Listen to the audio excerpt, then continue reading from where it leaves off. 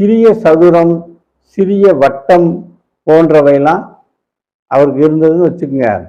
அதுலேயும் குறிப்பாக இந்த சிறிய சதுரம், சிறிய வட்டம்லாம் சனி மேட்லையோ விதி ரேகையிலையோ அமைஞ்சு போச்சுன்னா அவருக்கு ஏதோ ஒரு விபத்து நடக்க போகுது, இல்லை ஒரு ஆபத்து இருக்கு அப்படின்னு அர்த்தம்.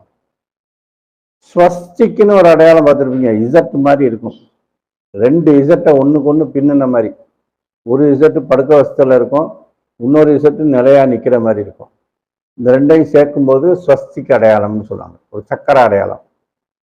அந்த ஸ்வஸ்திக் அடையாளம் ஒருத்தருக்கு இருந்துச்சுன்னா அவர் பெரிய தர்ம சிந்தனை உள்ள ஆளா இருப்பார், குண விசேஷங்களையும் பெற்றிருப்பார்.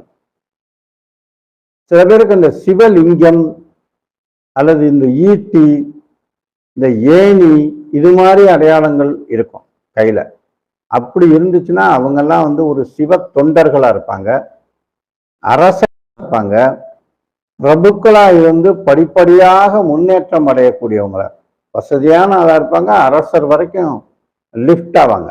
அதான் அந்த அந்த 3 அடையாளங்கள் அவர் கையில் இருந்துச்சுன்னா அவருக்கு ஏற்படக்கூடிய பலன்.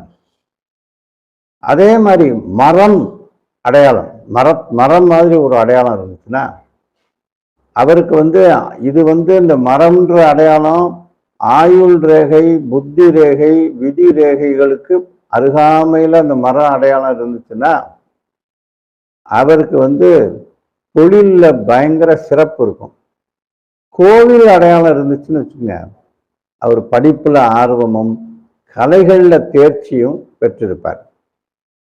வேல், செடி, கொடி, கோபுரம், பறவை, மிருகம், இது போன்ற அடையாளங்கள் ஒருத்தருக்கு அமைஞ்சிருந்துச்சுன்னு வச்சுக்கோங்க, இவங்களுக்கும் படிப்படியான முன்னேற்றத்தை கொடுக்கும் இந்த அமைப்பு.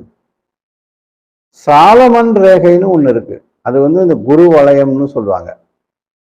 அந்த மாதிரி ஒரு அமைப்பு ஒருத்தருக்கு இருந்தா அதுக்கு வந்து அவருக்கு மூளையின் சக்தி அபாரமா இருக்கும், ஐக்கியூ பயங்கரமா இருப்பாரு, டேலண்டா இருப்பாரு, கடுமையான சிந்தனைகளை வெகு நேரம் தாங்கும்.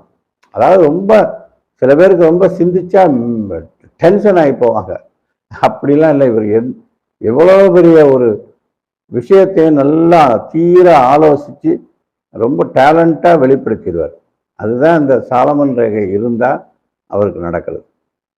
படிப்புல ரொம்ப ஆர்வமா இருப்பார், ஏன்னா ஏற்கனவே இந்த சிந்திக்கிற தன்மை அவருக்கு இன்ட்ரெஸ்டடாகவே இருக்கும். அதனால அவருக்கு படிக்கிற ஆர்வமும் ரொம்ப சிறப்பாக இருக்கும்.